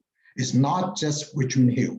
And as a future mayor, that I'll be in a position to advocate more strongly in the York Regional Council to how best to align the transportation planners, transportation particular engineers to how best to coordinate local road and regional road in terms of traffic flow.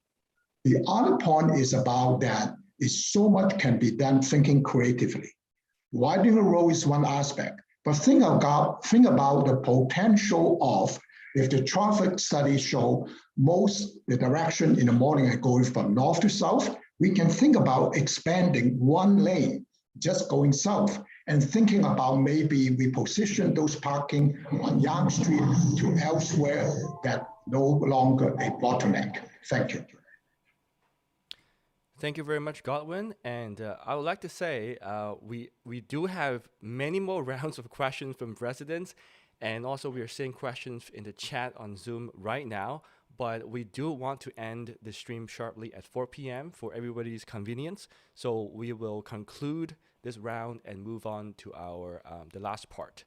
And I would like to thank all the residents for having your input in the chat, and we appreciate that. We'll collect your questions, hopefully get a chance to do another event before the election. Or if you, I really encourage, ACE encourage residents to contact each candidate if you want to ask them questions or even support them. It's a great thing to be a volunteer for a municipal election and support your candidate. Anyway, right now we're gonna do our conclusion, and we'll go back to Godwin, and you have 3 minutes to conclude today's message. Thank you very much. Thank you. I'm Godwin Chan. I'm here to run as a mayor of Richmond Hill. Being a mayor is not just to chair council meeting. The mayor has to be front and center as a city spokesperson to the rest of the world and all levels of government. I bring forward experience as a well-qualified leader, having served on the National Board of Directors of the Federation of Municipalities, working with all levels of government to secure the best for our community. The things that local issues matter. I encourage you to go to my website, votechan.ca, for my 5-point plan. I have a vision. I'm forward-thinking. Number 1, to restore civility, stability, and trust in council, to respect community character and environment while rebalancing green and growth, to restore public safety measures. And number 4, it has been talked about today, we modernize, revitalize the service with really user-friendly, user-centric approach for timely and responsive service. And last but not all, is to recognize the true value of diversity, how to leverage Richmond into an inclusive, world-class city. Experience matters, character matters, service matters. On January 18 of 24, I ask for your vote. Elect Godwin Chan to be the next mayor of Richmond Hill. It's time for visionary and inclusive leadership. Thank you very much.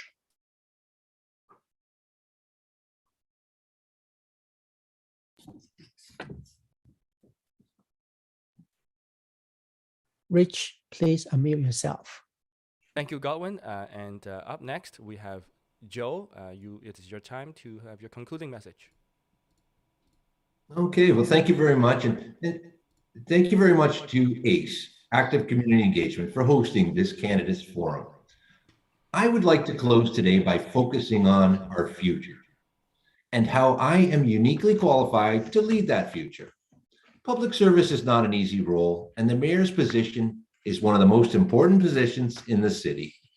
As acting mayor for the last 11 months, I know well the responsibility of that position and the services residents expect. I've done so willing and with continued enthusiasm and dedication to those responsibilities.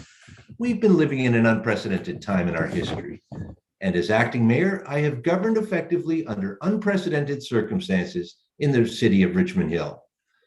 I have worked hard with our staff, York Region, the province of Ontario, and our frontline first responders to keep our community safe and our services operating efficiently.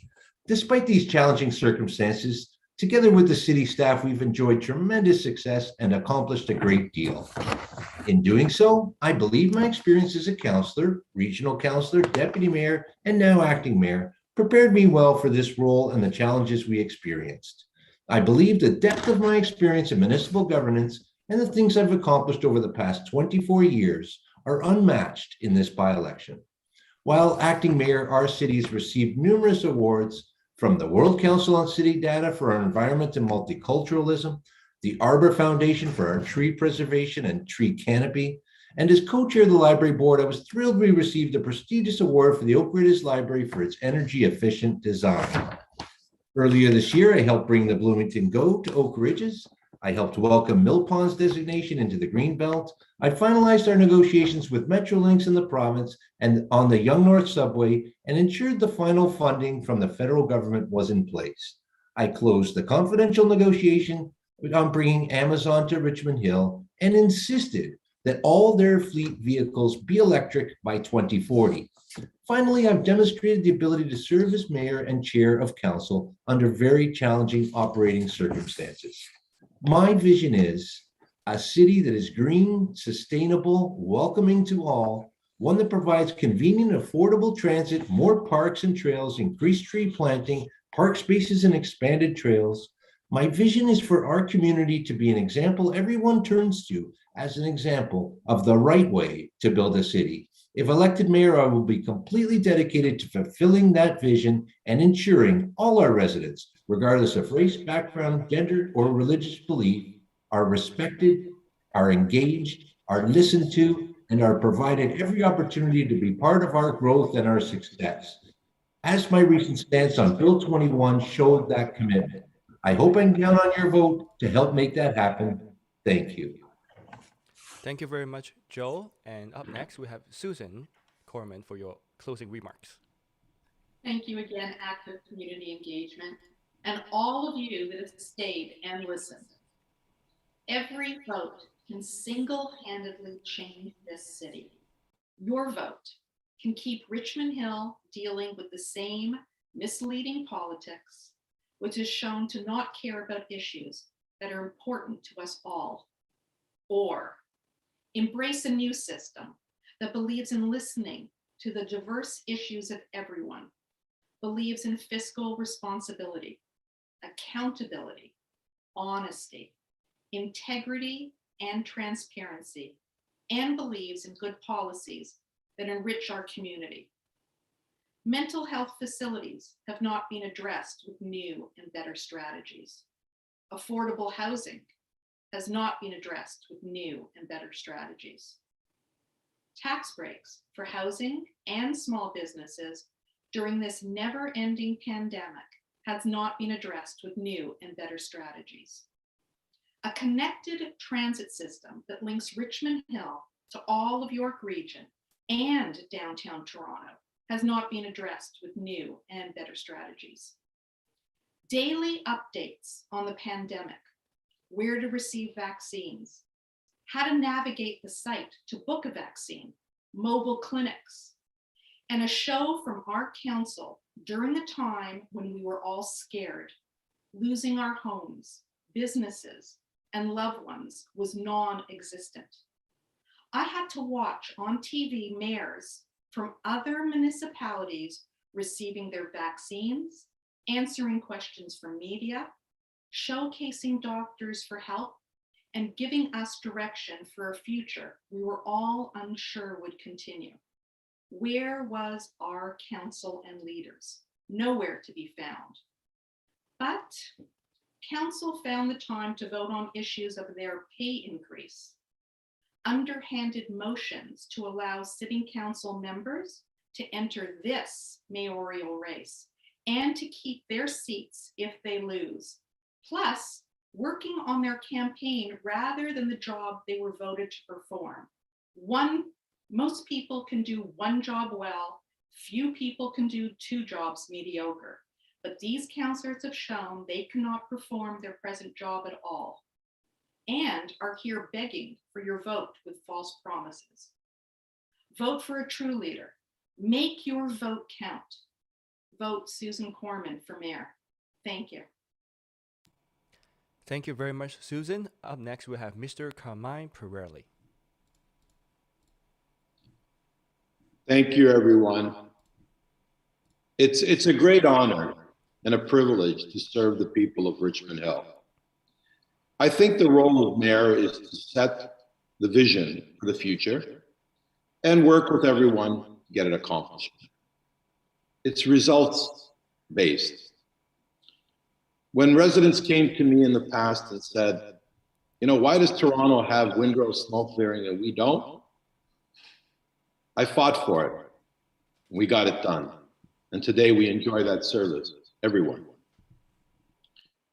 During this term of office, when the pandemic caused our businesses to shut down and our small business especially were struggling and our residents were struggling, I moved the motion that the property taxes should be deferred to the end of the year if you couldn't pay for them. For those that needed to take advantage of it, they did. Fortunately, most did not need to use it and didn't. Thirdly, when we realized that the pandemic was hurting our small businesses, I launched a campaign in response to that. It was the Richmond Hill Shop Local Mask campaign. And as most of you know, I gave away over 10,000 of those masks, not only to keep our residents safe, but to promote shopping local, to help our struggling businesses. When the city was unable to provide green and blue bin exchanges, in order to keep our environment clean as possible and to encourage recycling, I had an event. I came up with a solution. I implemented that solution. And over 5,712 residents took part in the blue green bin exchange program. I eliminated the green and blue bin exchange fee. And the reason I did that is not because, as some people have stated, that the people in the garbage trucks are mean to our blue and green bins. It's because I realized that in order to get frozen stuff out of a green bin, because it sits out in the elements, it snows, it rains, and things get frozen, especially in the winter, our waste collectors have no choice but to bang it against the truck and get the property out. And eventually, these bins break.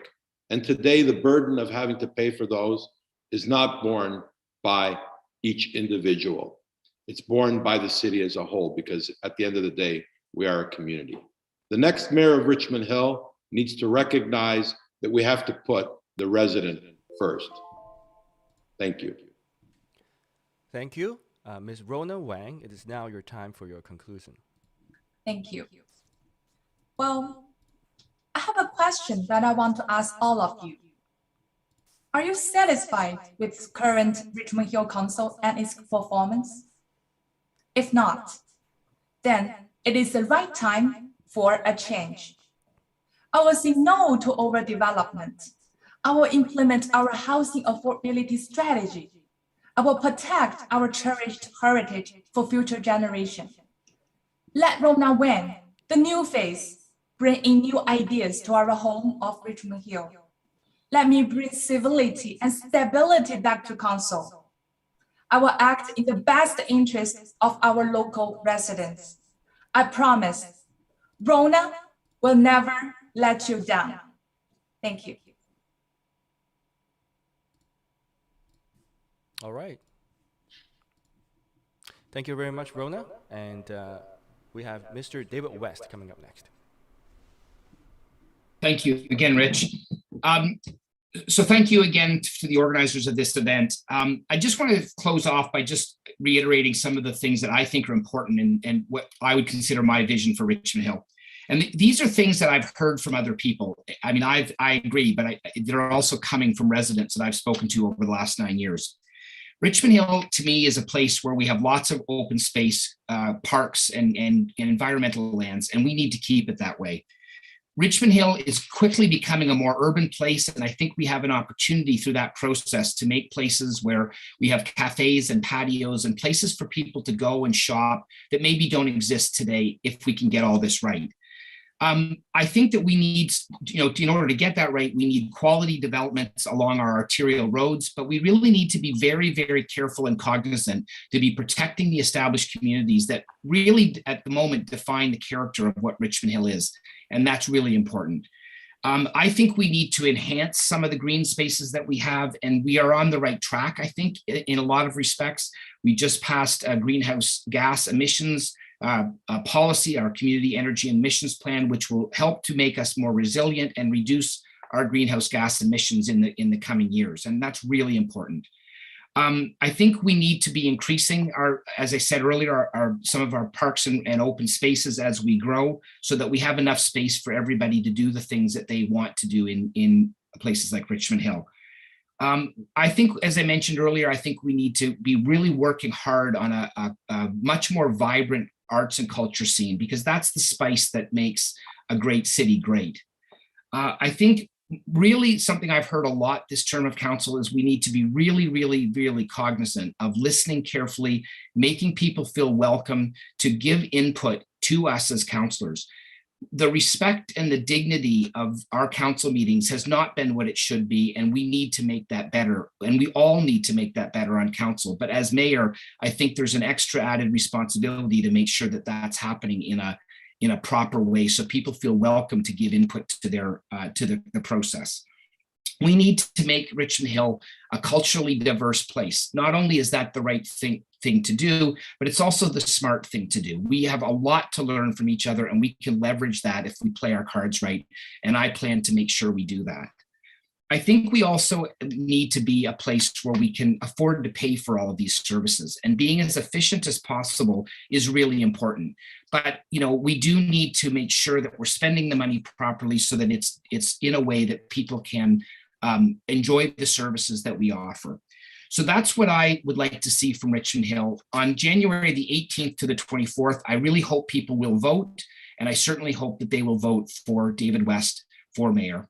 And again, I thank you, everybody, for your time listening, and to fellow candidates that came out to this event as well for putting themselves on the line. Thank you very much.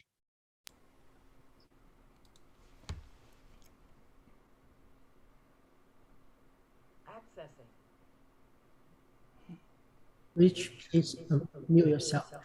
Thank you, David. And up next, we have Uni Young for conclusion remarks.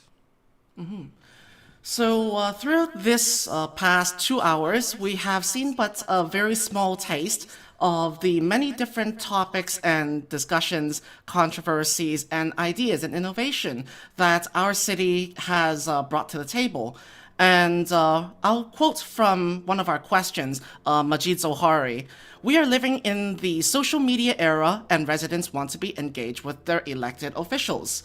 And the main question has to do with interacting on social media pages, as well as voicing ideas of disagreement or dissent. I have a better suggestion. We do live in an era of digital culture, flex work schedules, and many different changes that we might not even know yet, because we are seeing great changes in the fabric of society in the 21st century. We need to use a completely new mindset in order to adapt to those future changes. And a lot of those adaptations, all those new changes, does not involve brick and mortar or tall glass skyscrapers. Rather, it is in the human heart and connecting those ideas and minds out there with the rest of the people.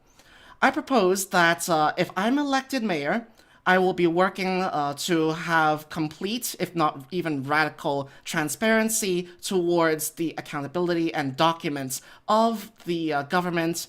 And I also call on the creative and collaborative citizenry of Richmond Hill to start their own e-governance movements.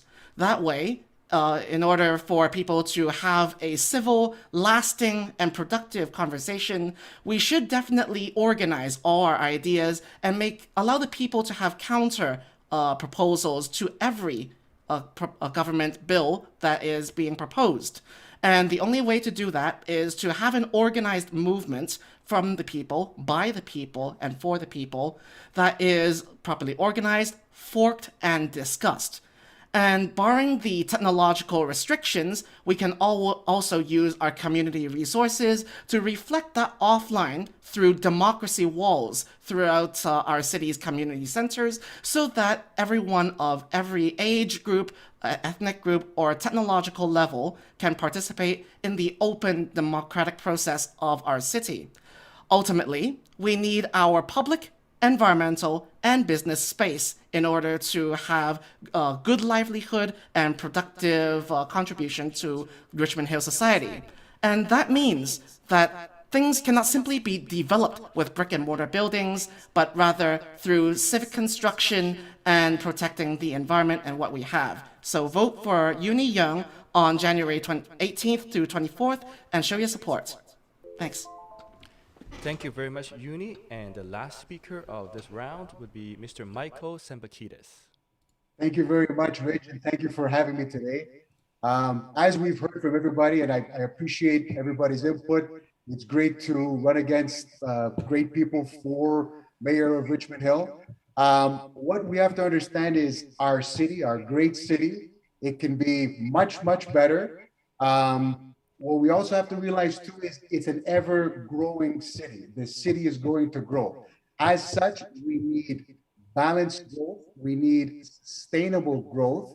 I believe efficiency, expansion, and equity are three of the main things that cover the majority of issues and the majority of concerns here in Richmond Hill. As I mentioned before, with efficiency, I have plans and priorities around that. With expansion as well, and with equity, I would like voters in the coming by-election to vote for change, the change that Richmond Hill wants, the change that Richmond Hill needs, and a balanced approach for change. Let's vote Michael Zambikiris in the upcoming by-election, January 18th to January 24th. Thank you very much, everyone. All right, thank you, Michael. That will be concluding today's event. I would like to thank, on behalf of A.C.E., thank all the candidates coming to join this event, and also, most importantly, the residents of Richmond Hill.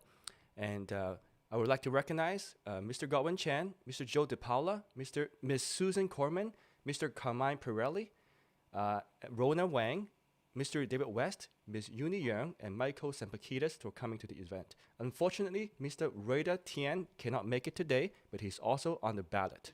And lastly, for news and updates of A.C.E., we will continue to support the community by organizing such virtual events in the times of pandemic, and visit our website, aceontario.org, and follow our social media, ACE/Ontario, for our updates. Thank you very much. Thank you.